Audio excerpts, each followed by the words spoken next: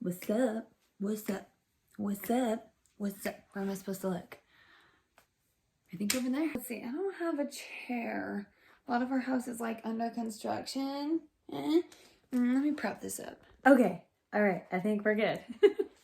Okay. So my name's Chelsea, and I recently wanted to start sharing about my health journey more openly so that I can help people, because I've learned so much and I frequently see people asking all the questions that I wondered, that I now have the answers to as someone who has been through it and also as a health professional. I'm a certified nutritionist. Board certified. I always want to dance and sing about stuff.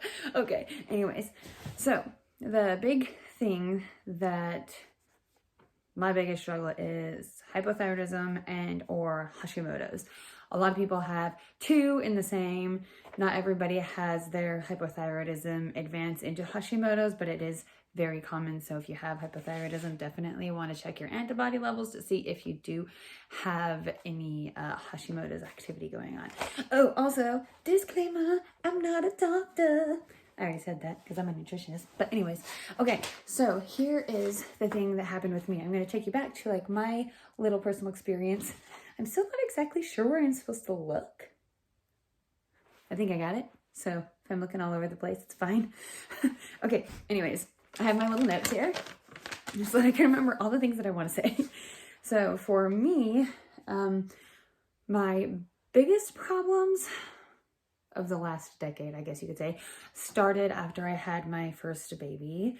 And it was after she was about a year old. Yeah. And I just out of nowhere started to gain weight. And I was like, what is happening? I'm doing everything right. Like I'm eating whole foods, whole grains. I'm working out all the time. And I was doing like high intensity and weight training. And those were the things that I really loved. And then out of nowhere, I just started to gain weight, and like my abs started to get softer and accumulate more fat, and I just didn't understand what was going on. So I do the thing that everybody does that you're not supposed to do if you have a low functioning thyroid, and I started to cut my calories, which was a terrible idea because I already wasn't getting enough calories in because I wasn't eating enough from my postpartum depression and my postpartum anxiety. As long as my baby was eating and happy, that was my biggest goal, and I already wasn't eating enough. But because I was gaining weight, I thought, okay, I'm going to cut my calories because that's what everybody tells you to do. So I did, and that didn't help anything. Even like, I don't even want to tell you how many calories I was eating because it's like not good. I wasn't anorexic, but I definitely was not eating enough. Anyway, so what was the next thing? Oh yeah, I tried keto, which I know for a lot of people can be very successful, and it did work temporarily. Like finally my abs came back and I was able to cut a lot of fat that way, but it wasn't something that was long-term sustainable for me. And I was just like super moody on keto. And I know a lot of people have like the keto fasting or the keto flu or whatever you want to call it. I just didn't like it. It wasn't something long-term. And I was also having like pain in my gallbladder. And so I knew I couldn't do that. So I stopped doing that. And then throughout the last 2 years before this had been happening, I kept having people, medical professionals, check my thyroid. And every time they checked it, they said it was fine, but I knew it was fine. I just intuitively knew that it could not possibly be fine because before having a baby, I wasn't depressed, I wasn't fatigued, I didn't have all these problems, and I knew something was off. And I know that genetically I'm predisposed to thyroid issues, and so I just knew it was my thyroid. But it took them a really long time to find it because the lab ranges are so far off from being able to find it, so it can take a really long time sometimes. But anyways, after all of that, I had also gone to another doctor because I was getting heart palpitations, but I was also going through a lot of emotional stress at the time, with finding things out with my religion, and we will not talk about that right now. But anyways, so, oh, and it was interesting because he was like, okay, look at your thyroid right here. See how it's a little swollen? And I was like, yeah. And he goes, you might want to get that checked in like a year. I'm sorry, what? You're telling me I should check my thyroid that you can see is swollen in a year? Are you crazy? Check it right now. Anyways, so we shortly moved after that. And when I got there, I was like, I'm going to find someone who specializes in women's health. Maybe they will read it differently. So I did.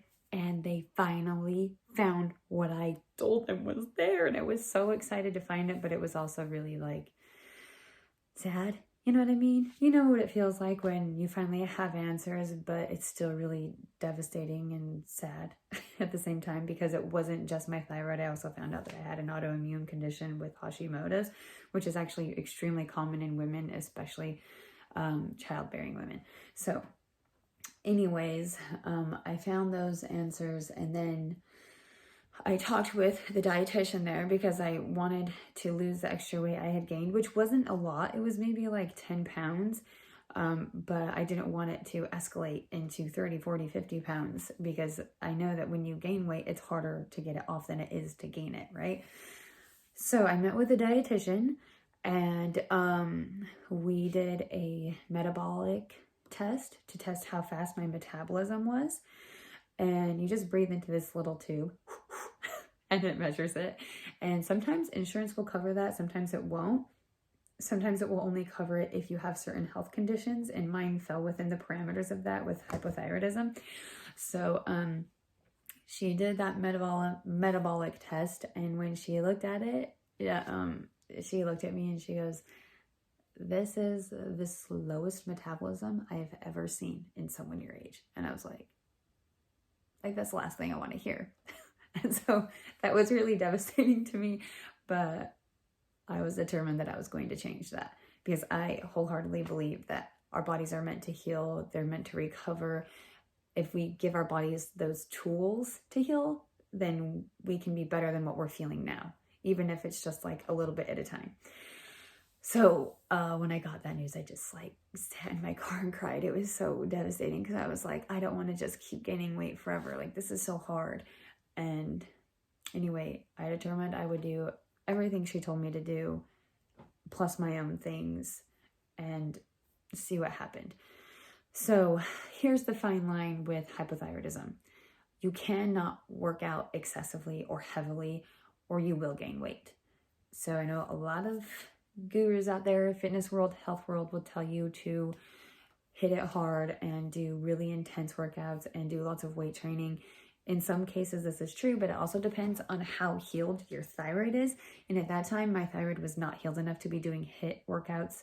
They were too intense for me, which is why I started to gain weight. It's part of why I started to gain weight, because it was too fatigued and slow. And so the energy output that I was expending was more than what my body could afford. It was more than I could give. And it had to be taxed from somewhere.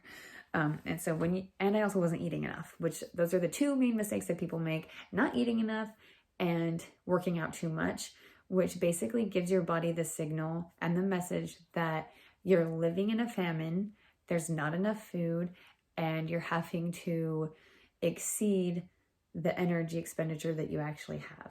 So your body will end up holding on to calories, slow down the metabolism, and turn extra carbohydrates or any carbohydrates you give yourself into fat, because those are the stores that your body uses for survival.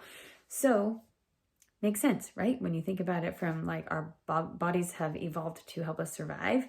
That's what my body was doing. It was actually doing everything right. I just didn't understand what was happening because I didn't have all of the answers yet. So anyways, with that, I needed to be careful that I had my caloric intake high enough so that I could get the nutrients that my body needed to heal, but not so high that it would cause me to gain weight, but still enough for me to boost my metabolism so that my body knew that I wasn't in a mode of starving anymore. So here's how I did that. Ta-da! Here's how I did that. Here's how you can do it too. So I ate small meals every 2 to 3 hours. So if you think like a snack size or a lunch, but take that into portions of around a half of what you would usually eat and spread that over into several meals a day. So I would wake up and have a breakfast, and then in 2 to 3 hours, I would have a second breakfast. And in 2 to 3 hours, I would have a lunch. Then in 2 to 3 hours, I would have a snack. 2 to 3 hours, dinner. And then I probably had a snack after dinner too. The biggest thing was listening to hunger cues and not ignoring those hunger cues, because when your body starts to recognize that you are heeding your hunger cues instead of ignoring them, and as you're giving your body more food, healthy food in small portions that your body can handle, then your body gets the message that A, you're not in survival mode anymore, there's not a famine, and now your body has enough energy and stores to let go of the extra weight. So instead of holding on to the weight and hoarding it and gaining more and more, your body starts to let go of it, which is really awesome. So that is also why it's really important to do gentle exercise, because if you keep having really heavy exercise and just pounding it, then your body will be like, oh, I'm still expending too many calories, burning too many calories. I have to still hold on to this. You need to have both in conjunction with each other. So yeah, what I did for the workouts was just really gentle things like Pilates, yoga, bar, walking, and it doesn't even have to be like speed walking, like I have to do all the walking. Like it can be leisurely walking, just like that. So, and I did that for probably 3 to 4 months because I really wanted my body to get the message, like, there is food. We don't have to worry. We have what we need. And that it was really hard for me to dial down on my workouts because it's something I really live for. It was something that really helped me with depression and anxiety for postpartum. But as I incorporated those things, the depression and anxiety would kind of fall away. And if you want to know the different dietary things that I did to help get rid of the depression and the anxiety, I can also share that, because that was key player, definitely a key player in getting rid of my depression and anxiety, which was so amazing. It was the most liberating thing ever. Okay, I feel like there was something else I wanted to say to help ye citizens while I consult. Okay. Can anybody read this? This is chicken scratch. Okay. Oh yeah, when I went back later to the dietitian 1 month later, I was super, super concerned about my metabolism. I wanted to know if it had changed. Guys, 1 month later, I went in and she did the metabolic test. And I was so excited because when she did it, she came back to me with the results and she was like, I have never seen anybody increase their metabolism this quickly in such a short amount of time. And I was like, no way, because I was so worried she was going to tell me that it was still slow or that it had only gone up a little bit. But my metabolism went from the low end to the high end. And so I was elated, so excited. And this time when I cried in my car, it was out of relief and gratitude, and just such a weight had been lifted that my health was getting better and that I was starting to feel better.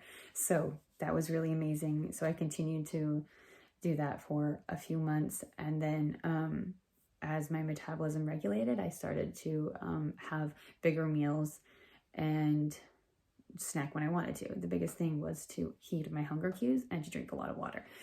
So anyways, I hope that was helpful to you. That is how I lost weight with hypothyroidism and Hashimoto's. It was very successful, and I've told a lot of people to do it this way. And sometimes it takes people a while to listen because it sounds counterintuitive. But when they do it, they have good results, and then they want to tell everybody else about it. And it's usually just, friends that I tell to do it. And I'm like, please just listen to me. I know it sounds weird. So I'm going to say that to you too. I know it sounds weird, but if you stop cutting your calories, eat whole foods, eat healthy amount of calories, heed your hunger cues, and dial it down on your workouts. If you are ending your workouts exhausted, you went too far. And if you want to talk about that more, let me know and we can talk about that too. But I hope this helps you. It certainly helped me. Small meals every 2 to 3 hours in tandem with gentle exercise and a lot of rest will help you so much. Okay, go ahead and subscribe if you want to. And let me know what else I should talk about in regards to lifestyle with chronic illness. Okay, see you later.